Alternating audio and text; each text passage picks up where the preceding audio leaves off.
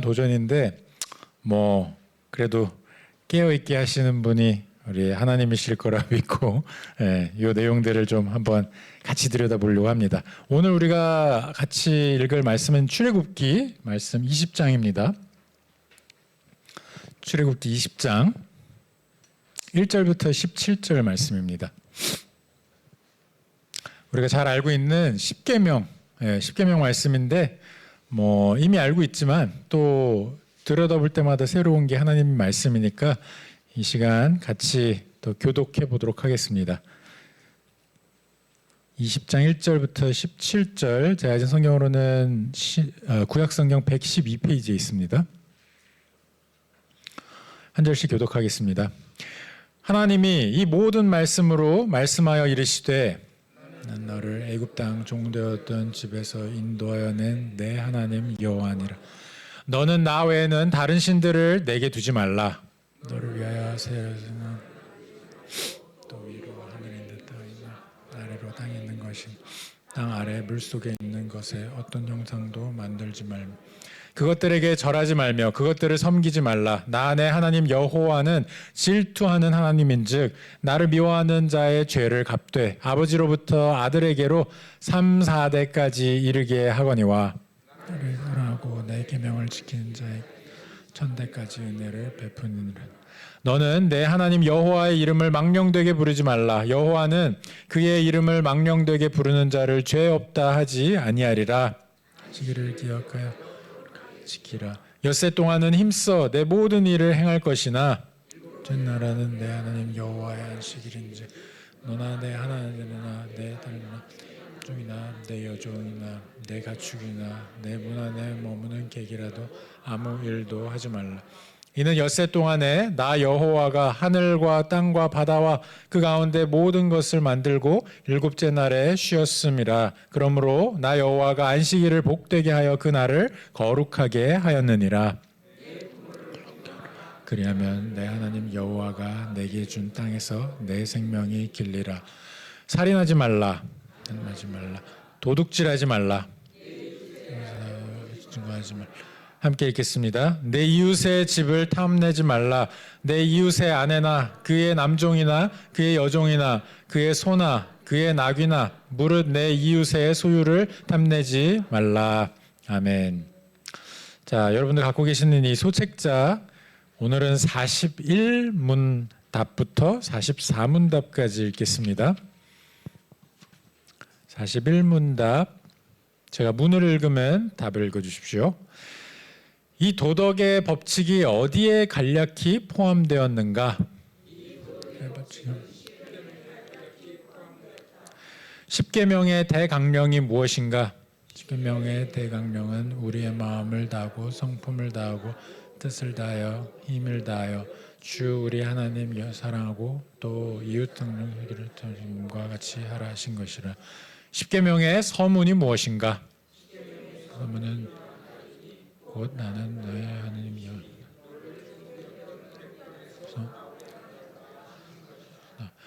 십계명의 서문이 우리에게 교훈하는 것이 무엇인가? 십계명의 서문이 우리에게 교훈하는 것은 하나님께서 주도 되시고 우리 하나님도 되시고 우리의 구속자가 되시는 거로 우리가 마땅히 그의 계명을 지켜야 하겠는가 하는 것이다.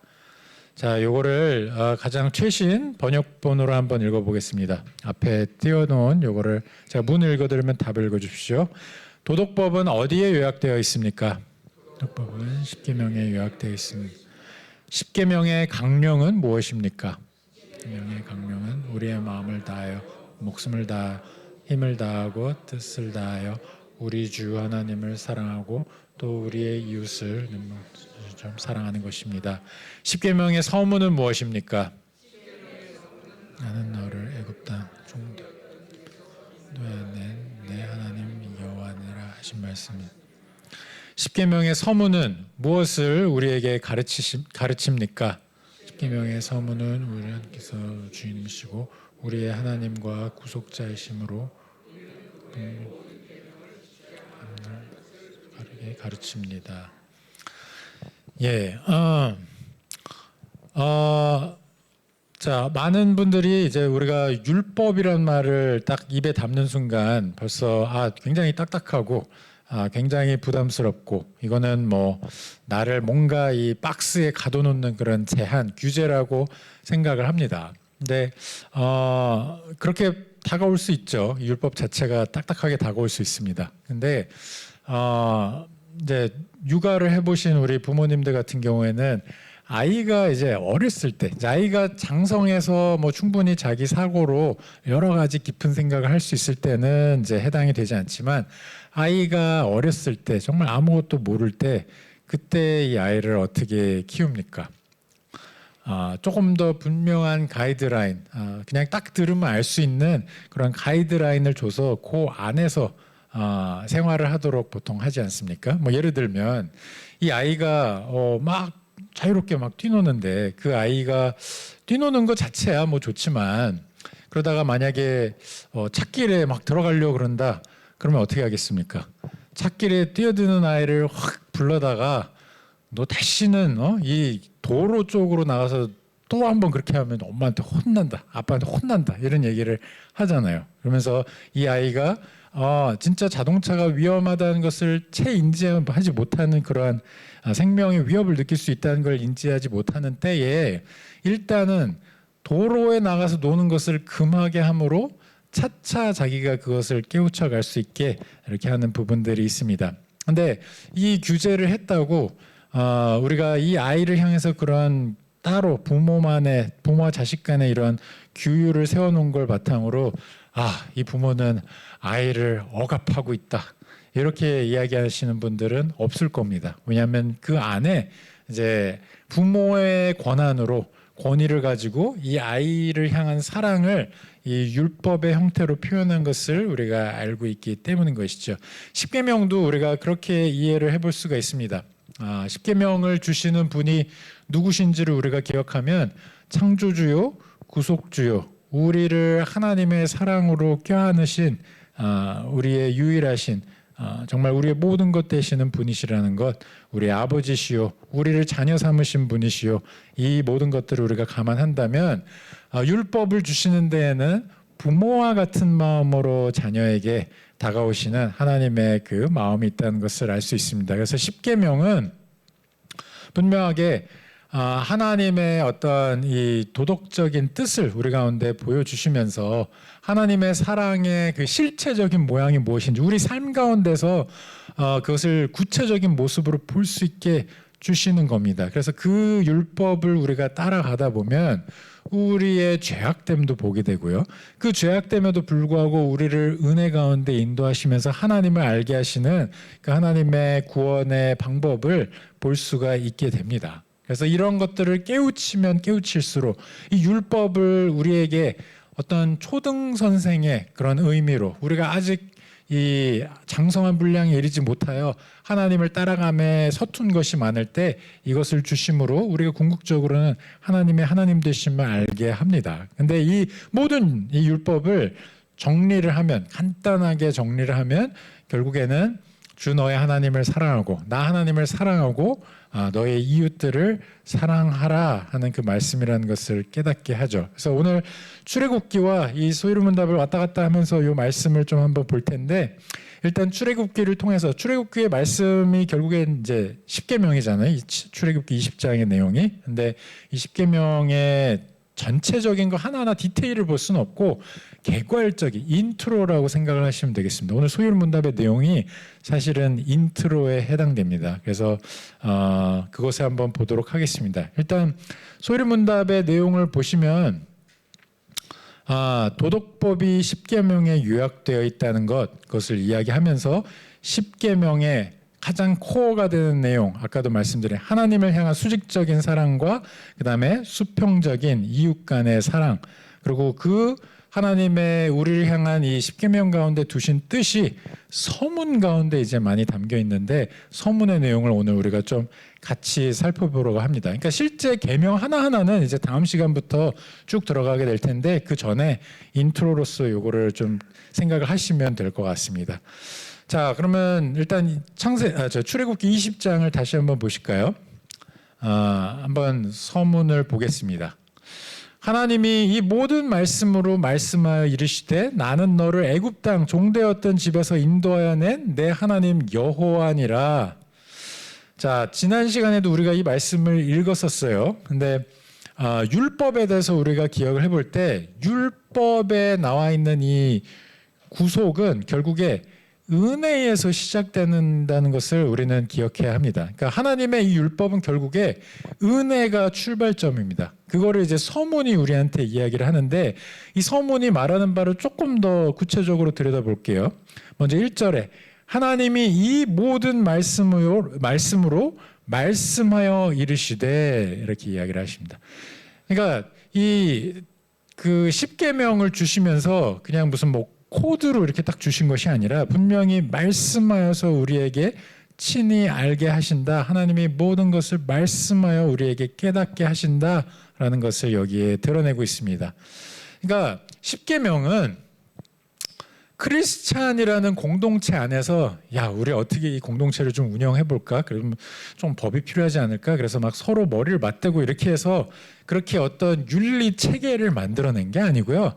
십계명은 창조주 되시는 살아있는 하나님께서 친히 우리에게 말씀으로 드러내신 언약 가운데 있는 자녀들에게 특별히 말씀하여 주신 그런 계명이라는 것을 우리가 이해를 해야 할 것입니다. 그래서 십계명을 우리가 읽을 때 느낄 수밖에 없는 것은 지금 이 계명을 주시는 분은 누구신가 이 질문을 할 수밖에 없어요. 왜냐하면 이 조항 하나를 계명 하나하나를 보면 볼수록 그 조항마다 드러나는 하나님의 성품이 거기에 담겨 있기 때문입니다. 우리와 하나님의 관계는 언약 가운데 있는 아주 특별한 관계이기 때문에 그 언약 가운데 우리에게 어떤 삶의 가이드라인으로 주신 이 율법을 하나하나 배워갈수록 우리는 하나님의 성품들을 하나하나 깨우치게 되는 겁니다. 그래서 나는 이러한 하나님의 권위 아래에 있구나. 내 삶의 모든 것 위에 통치하시는 분은 하나님이시구나 라는 것을 십계명을 통해서 발견하게 됩니다. 자, 여기서 우리가 좀 생각해 볼 게 있어요.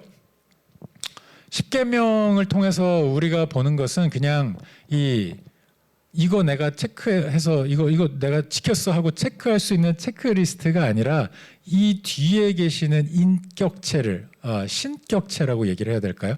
인격적으로 내가 만난 하나님이 요 뒤에 있다는 겁니다. 그거를 우리가 보는 건데 사람이라는 게 그래요. 사람은 가만히 놔두면 무조건 뭔가를 섬기게 되어 있습니다. 그래서 이 신학자 반틸은 그렇게 이야기를 했어요. 인간이란 존재는 절대로 중도가 없다. 무조건 뭔가를 섬기게 돼 있는데 하나님을 섬기지 않으면 우상을 섬기는 겁니다. 거기에 중간에 다른 옵션은 없어요. 하나님을 섬기는 것 아니면 이 우상을 섬기는 것. 그래서 결국에 십계명이 그 뒤에 계시는 유일한 한 하나님을 드러내면서 너는 이 하나님을 순종할 것이냐 아니면 너가 섬기고 싶은 엉뚱한 거를 섬기겠느냐 이 질문을 궁극적으로 하고 있는 겁니다. 자, 그런데 이 율법을 우리가 살펴보면 하나님께서 이런 강령들, 10개, 십계명이라는 게 10개의 계명을 주시는 거잖아요. 이 10개의 계명을 주시기 전에 먼저 말씀하시는 게 이 서문이잖아요. 2절로 가서 보실게요. 나는 너를 애굽 땅 종되었던 집에서 인도하여 낸 내 하나님 여호와니라 이렇게 말씀하세요. 지금 뭘 하고 계신 거죠? 여러분들 사람을 새로 만나면 뭐부터 하세요? 처음 만난 사람한테 나를 소개하잖아요. 저는 이장원입니다. 이러면서 나된 부분들을 이제 드러내는 거예요. 이름을 통해서 밝히고 저는 뭐 맛있는 거 먹는 걸 좋아하고요. 저는 뭐 무슨 색깔을 좋아하고 이렇게 스스로를 드러냅니다. 근데 이게 약간 그런 성격을 생각하시면 될 것 같아요. 이 계명을 받는 백성들에게 나는 내 하나님 여호와니라. 자, 여기 내 하나님이라는 말에 우리가 이 방점이 또 있다는 것을 꼭 기억해야 합니다. 너의 하나님, 이미 언약 가운데 너는 나와 연을 맺고 있는 나의 거룩한 백성들이기 때문에 하나님으로서 나를 이렇게 드러낸다라는 의미가 여기 담겨 있는 것입니다. 그래서 우리가 그 사람 사이의 관계를 할 때를 한번 생각을 해보십시오. 이제 부모와 자녀의 관계를 우리가 생각해 볼 때, 이제 엄격한 부모님들 같은 경우에는 아이에게 진짜 하여튼 무조건 해야 되는 거, 하면 안 되는 걸 아주 엄격하게 딱딱딱딱 구획을 해서 주시는 분들이 있어요. 근데 부모와 자녀의 관계 가운데서 이걸 딱 구획해서 줄 때는 그 안에 내가 너의 아빠다, 내가 너의 엄마다, 내가 너를 너무너무 아끼기 때문에 이거를 주는 것이다. 너도 언젠가는 점점 커가면서 이것들을 배워가면서 내가 누군지를 알게 될 거다, 내가 이런 마음으로 이걸 베풀었다는 것을 알게 될 거다 하는 그 마음이 담겨 있거든요. 그래서 이 서문에 하나님께서 말씀하시는 게 바로 그겁니다. 너를 애굽 땅에서 구원해냈던 내가 너를 향한 그 사랑으로 지금 너가 살 수 있는 이 강령을 주니 이 계명을 따라 살아라. 나는 너의 하나님이다. 계시하시는 하나님이심을 드러내는 거예요. 자, 근데 우리가 기억해야 되는 것, 이 계명 가운데 드러내시는 하나님의 그 모습이 완성이 되는 것이 예수 그리스도입니다.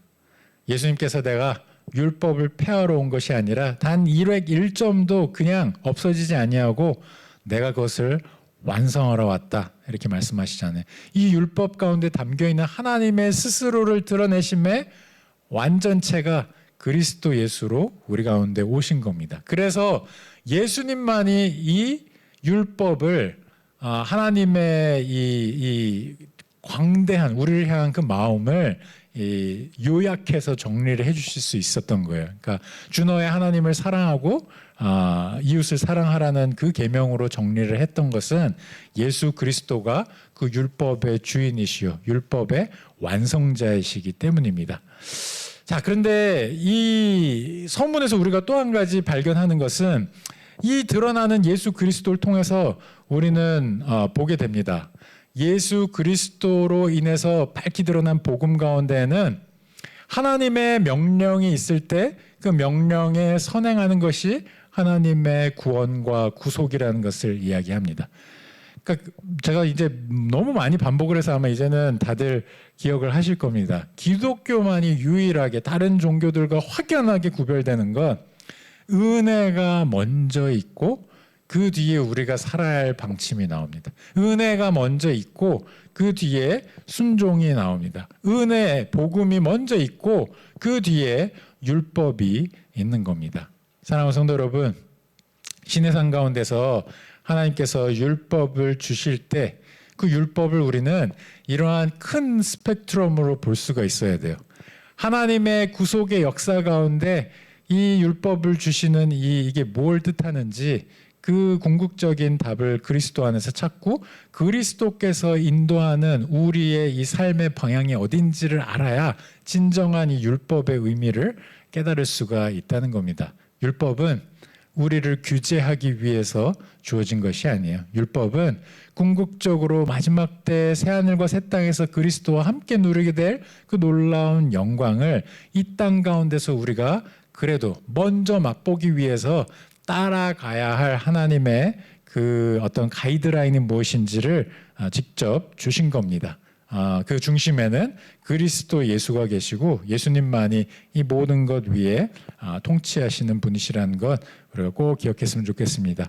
자, 이제 두 번째로는 이 율법에 대해서 우리가 생각을 해볼 때 하나님의 이 도덕 윤리적인 뜻이 여기에 담겨 있다는 것을 또한 기억을 해야 합니다. 그래서 한번 3절을 보시면 3절부터 17절까지 이제 쭉 내용을 보시면 이제 10가지로 정리되어 있는 이 내용이 사실은 우리가 살아내야 할 도덕적인 그런 법을 이야기하고 있어요. 그래서 도덕법이라는 것은 이 십계명 안에 정리된 하나님의 뜻을 아는 자들의 이 윤리입니다. 윤리. 그래서 십계명은 하나님 앞에서 우리가 어떻게 살 것인가, 우리가 앞에서 그리스도와 연합된 자들이 누리는 그 유익에 대해서 배웠잖아요. 그러면 이 유익을 갖고 이 땅 가운데서 살아내기 위해서는 어떻게 살아야 할 것인가, 하나님께서 제정하신 질서 가운데 우리가 살아갈 수 있게 하는 것이 바로 이 도덕법인 겁니다. 이 십계명인 겁니다. 자, 그런데 이 십계명을 우리가 크게 두 부류로 나눠볼 수가 있어요. 뭐 이미 많은 분들이 아시겠지만 1계명부터 4계명이 한 파트, 5계명부터 10계명이 한 파트를 이룹니다. 그 두 부분은 결국에 앞에 4계명은 하나님을 사랑하라에 대한 부분이고 5계명부터 10계명까지가 이웃을 사랑하는 사람들 사이에서 이 세상에서 어떻게 살아가야 하는지를 이야기합니다. 그래서 뭐 한번 보시면 이제 3절부터 쭉 그 내용들을 보시면 뭐 다른 신을 두지 말라, 우상을 만들지 말라, 뭐 여호와 이름을 망령되이 부르지 말라, 안식일을 기억하여 거룩하게 지키라. 이거는 하나님과의 수직적인 관계에 대한 이야기죠. 그리고 이어지는 5계명부터 10계명은 내 부모를 공경하라, 살인하지 말라, 간음하지 말라, 도둑질하지 말라, 거짓 증거하지 말라, 탐내지 말라, 이웃과의 관계에 대한 내용입니다. 그래서 요거를 한번 이제 그렇게 두 부류로 좀 나눠서, 그러니까 예수님께서 요약하신 그 내용이 요렇게 들어맞는구나라는 것을 한번 확인을 하시면 좋을 것 같고요. 그리고 이제 10번째 계명 가운데 조금 우리가 들여다봐야 될 것이 있습니다. 10번째 계명, 마지막 계명, 잘 우리가 주목하지 않는 계명일 수도 있는데, 내 이웃의 이 여러 가지 것들을 탐내지 말라라는 거잖아요. 탐내지 말라. 그러니까 이 탐내지 말라라는 이 말을 통해서 우리는 이 계명에 담긴 어떤 마음을 조금 들여다볼 수가 있습니다. 우리가 계명을 볼 때 좀 유의해야 되는 게, 거기에 적혀져 있는 문자적 의미만 우리가 깨우쳤다고 우리가 다 이해를 한 것이 아닙니다. 사실은 그 밑에 깔려 있는 여러 가지 내용들까지 우리가 함께 볼 수 있어야 되는 것이죠. 예를 들면 살인하지 말라라는 계명이 있을 때 나 아무도 안 죽였어요 이러면 그걸로 나는 그 계명을 온전히 지킨 것인가? 아니죠. 살인하지 말라라는 거는 하나님의 형상대로 지어진 이 생명을 갖고 하나님의 피조물이 된 인간을 귀하게, 그 생명을 귀하게 여기라는 거잖아요. 그러니까 그 생명을 보호하는 모든 행위를 하라는 것이 거기에 또한 포함되어 있는 겁니다. 그 생명을 해하는 모든 것들은 하지 말아야 될 또 그런 의미도 거기에 포함되어 있는 것이고요. 도둑질 하지 말라라는 이 의미가 나 도둑질 안 했어요 이걸로 끝나는 것이 아니라, 진정으로 내가 내 이웃을 위하는가, 이웃의 어떤 유익이 있기를 바라는가, 그것을 위해서 난 무엇을 행하고 있는가, 이 모든 것들이 다 포함이 되어 있는 겁니다.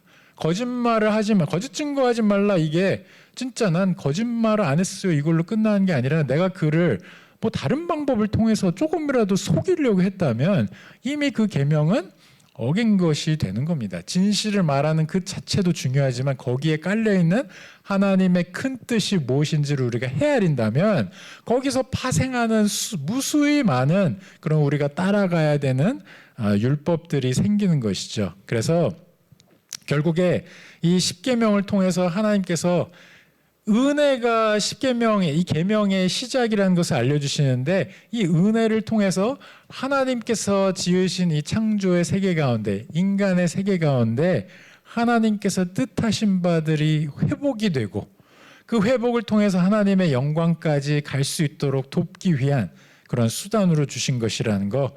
그래서 이거는 그냥 어쩌다 보니 우리한테 주어진, 어떻게 하다 보니까 10가지가 됐어, 이게 아니라 하나님께서 아주 세밀하게 모든 것들을 계획하시고 하나님의 질서를 제정하신 그 하나님, 세상을 지으신 하나님께서 우리 인간으로 하여금, 특별히 언약 안에 있는 백성들로 하여금 요 계명들을 가이드라인으로 너가 하나님께 순종하는 삶을 배워가라 라는 의미에서 주신 거예요. 그러니까 얼마나 자세하게 디테일하게 아주 세심한 뜻을 담아서 우리에게 주셨겠어요. 그렇죠?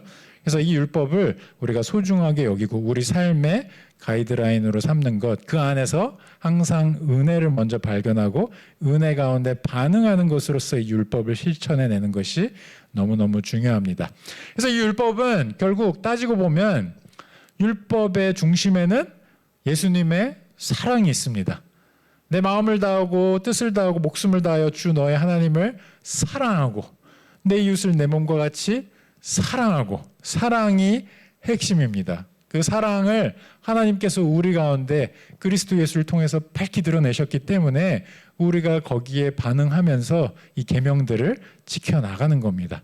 그런데 우리가 또한 알아야 되는 것, 우리가 보통은 율법 하면 그 반대편에 자꾸 은혜를 두려고 합니다. 그러니까 오늘 그런 면에서 율법에 담겨있는 이 출발점이 은혜라는 것도 우리가 보는 게 굉장히 중요한데, 이 계명의 반대편에 자꾸 은혜를 두기 시작하면 결국에는 사랑을 한다면 무슨 뭐 계명을 뭐 그렇게까지 그냥 적당히 합시다 이렇게 생각할 수가 있어요. 근데 십계명은 그런 게 아닙니다. 십계명은 뭐 내가 사랑이 많으면 이 십계명 같은 거 조금 이렇게 옆으로 밀어놓고 이게 아니고요.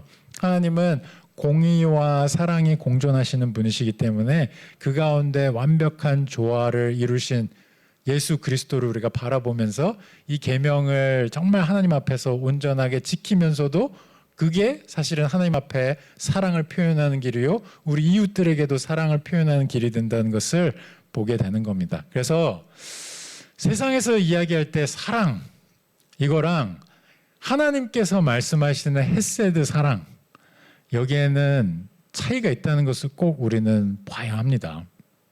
세상에서는 사랑이라는 약간 이 공중에 떠 있는 것 같은 어떤 개념에다가 본인들이 생각하는 넣고 싶은 걸 다 넣습니다. 여기서 넣고 저기서 넣고, 그래서 누구나 말할 수 있지만 누구도 정확하게 정의할 수 없는 게 사랑이 돼버리는 약간 그런, 세상에서 말하는 사랑은 그렇습니다. 하지만 하나님께서 말씀하시는 사랑은 그렇지 않습니다. 하나님은 사랑이시기 때문에, 하나님 당신의 성품을 우리 가운데 드러내신 바가 사랑이기 때문에 이거는 그냥 인간이 막연한 감정을 갖고 그렇게 정의해 버릴 수 있는 게 아니고요.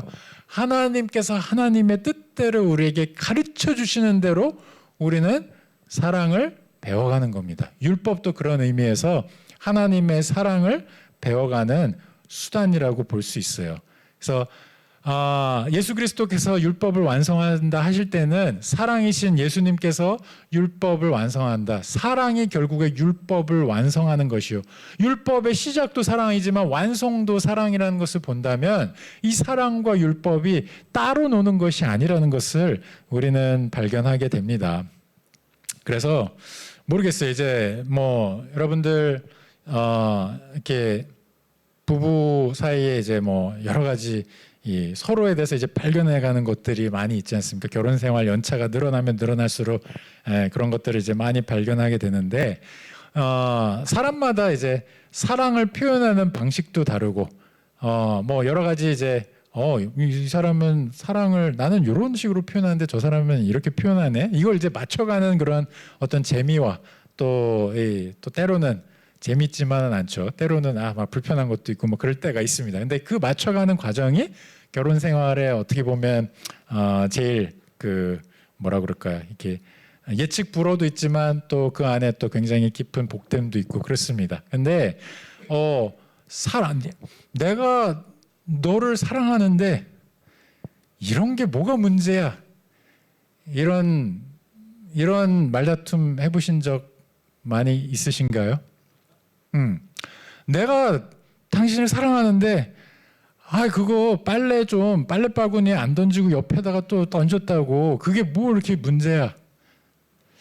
진짜 그럴까요?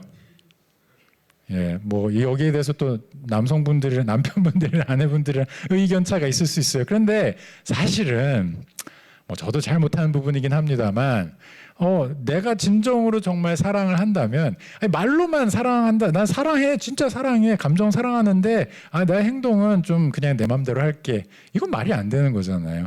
정말로 사랑을 하면 그 상대방이 무엇을 정말 좋아하는지, 무엇을 싫어하는지를 분별해서 싫어하는 거를 내가 피하고 좋아하는 쪽으로 해주려고 하는, 나 혼자 있을 때야 뭐 빨래 바구니에 뭐 빨래를 다 옆에다만 쌓아놔도 무슨 상관이 있습니까? 내가 괜찮은데. 그런데 같이 이제 결혼 생활 해갈 때는 상대방의 그것을 고려해서 나는 옆에다 버리고 싶지만 그래도 그 빨래 바구니에 넣어주는 그러한 실천을 할 수 있어야겠죠. 그러니까 사랑과 율법의 이 또 하나님의 은혜와 율법의 관계가 또 그런 측면들이 있습니다. 그러니까 우리가 저 하나님 사랑합니다. 그렇지만 율법은, 하나님의 율법은 좀 바이패스 하겠습니다. 그렇게 얘기할 수가 없는 거예요. 왜냐하면 그 율법을 통해서 우리는 하나님의 사랑을 배워가기 때문입니다. 그래서 율법에 대해서 이제 우리가 앞으로 좀 긴 시간에 걸쳐서 이제 하나하나씩 계명별로 살펴보게 될 텐데, 그 가운데 하나님의 사랑을 여러분들이 더 깊이 깨닫게 되고 하나님이 누구신지를 더 잘 이해하게 되시기를 간절히 기도합니다. 자, 이제 슬슬 마무리해야 될 것 같아요. 근데 오늘 이 율법을 통해서 우리가 개괄적으로 보면서 확인할 수 있는 한 가지만 더 보고 마무리를 하겠습니다. 더 이야기하고 싶은 게 많은데 시간이 없네요. 이 율법은 결국에는 율법이 사랑이고 사랑이 율법의 시작이고 끝이라고 아까 말씀드렸잖아요. 그러니까 결국에 사랑을 정의하시는 그리스도가 율법의 한가운데 계시다는 걸 우리는 꼭 기억을 해야 합니다. 율법은 결국에 이 율법을 이해하다 보면 결국에 그리스도를 우리가 따라갈 수밖에 없고, 그리스도 안에 있을 때 이 율법의 의미가 또 새롭게 보이는 것을 보게 됩니다. 우리가 잘 아는 예수님께서 산상수훈 말씀을 주실 때 이 유대인들이 알고 있던, 이해하고 있던 이 모든 율법들에 대해서 너희가 이렇게 말하나, 너희가 이렇게 이해하고 있으나 내가 말한다라면서 뭔가 이 유대인들이 들어보지 못한 이제 이야기를 한단 말이에요. 근데 그 예수님께서는 이 율법의 제정자이시자 사랑 그 자체이시기 때문에 아까 말씀드린 훨씬 깊은 하나님의 뜻을 이 율법을 통해서 설명을 해줄 수 있었던 거예요. 그러니까 이걸 통해서 우리가 확인하는 바는 결국에 우리가 그리스도를 만나면 율법의 가치를 더더욱 귀하게 여기게 될 것이고요. 율법이 궁극적으로 뭘 하기 위해서 우리 삶에 꼭 필요한 것인지를 발견하게 된다는 겁니다. 그래서 이 오늘의 말씀을 통해서 이제 율법은 우리에게 뭘 이야기하느냐? 하나님께 온전하게 모든 것을 다 쏟아내라고 이야기합니다. 거기엔 이유가 있어요. 아까도 말씀드렸지만 우리는 가만 놔두면 무조건 뭔가를 따라 섬길 사람들입니다. 그래서 우리의 마음이 예를 들어 저 하나님 사랑하는데 70%만 드릴게요. 30% 저한테 그냥 놔주시죠. 율법 70% 정도만 제가 따르고 70%면 그래도 과반수 이상인데 그 정도면 만족하시죠. 그렇게 얘기할 수가 없는 겁니다. 율법은 하나를 어기면 전체를 다 어긴 것과 마찬가지인 겁니다. 그래서 그 율법의 무게가 만약 우리한테 느껴진다면 그런 측면에서 율법인데, 그게 우리를 억누르기 위한 그게 아니고 하나님은 그만큼 완전하신 분이시기 때문에 하나님만이 우리의 사랑과 우리의 모든 경외와 예배를 받기에 합당하신 분이시기 때문에 하나님 앞에서 살아가는 그 모습은 올인 아니면 꽝인 겁니다. 거기에는 중간이 없습니다. 80%도 없고요. 45%도 없습니다. 100%면 100% 아니면 꽝인 겁니다. 그래서 부분적으로 내가 율법을 지키겠습니다, 이게 통하지 않는다는 거, 하나님 앞에서 모든 것을 다 바칠 수 있게 우리를 안내하는 것이 율법이라는 것을 우리는 꼭 기억했으면 좋겠습니다. 예수님께서 우리에게 십자가 가운데서 밝히 드러내신, 삶을 통해서 밝히 드러내신, 그리고 마지막 때 영광을 보여주시면서 밝히 드러내신 것이 있다면 율법을 완벽하게 살아내심을 통해서 이게 궁극적으로 갖고 있는 이 목표 지점을 우리에게 확실하게 보여주셨다는 거예요. 출애굽의 이 출애굽 과정 가운데 이 모세가 두 돌판을 받아서 백성들에게 나타냈을 때 이 백성들은 그걸 보지 못했어요. 그래서 결국에는 그 내용을 보기도 전에 벌써 이 황금 송아지를 만들어 갖고 엉뚱한 것을 섬기는 것을 보게 됐죠. 그렇지만 예수 그리스도께서 친히 이 땅 가운데 오셨잖아요. 이 땅 가운데 오셔서 우리가 말씀을 통해서 확인하는 바는 율법 아래, 그 권위 아래에 오셔서, 이게 참 이상한 일이죠. 율법의 주인 되시는 예수님께서 율법 아래에 오셨다는 것은 이것을 온전히 순종하며 살아내는 삶을 통해서 우리에게 보여주시는 하나님의 구원의 그 큰 그림이 있다는 것이에요.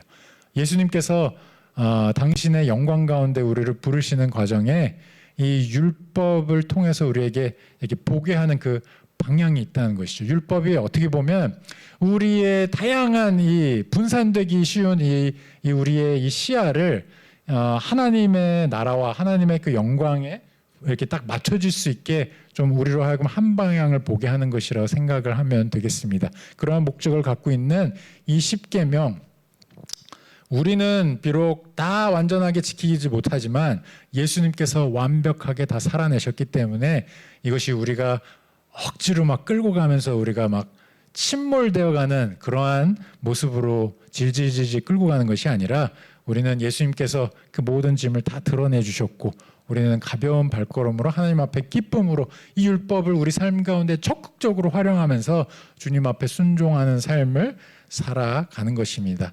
사랑하는 성도 여러분, 십계명은, 율법은 우리를 하나님 앞에서 주님, 나 이런 존재입니다라고 말하기 위해서 있는 것이 아니에요. 거꾸로입니다. 우리에게 하나님께서 얘야, 내가 이런 하나님이란다 라는 것을 가르쳐 주시기 위해서 사랑을 퍼부어 주시는 그 수단의 하나로 우리에게 주신 거예요. 그래서 우리는 이 율법을 잘 공부할 필요가 있습니다. 이제 다음 주부터 그것을 하나하나 보게 될 텐데, 그 내용 가운데 또 여러분들이 깊이 예수 그리스도의 그 성품을 묵상하시는 시간이 되시길 간절히 기도합니다. 다 함께 기도하시겠습니다. 하나님 아버지, 감사합니다.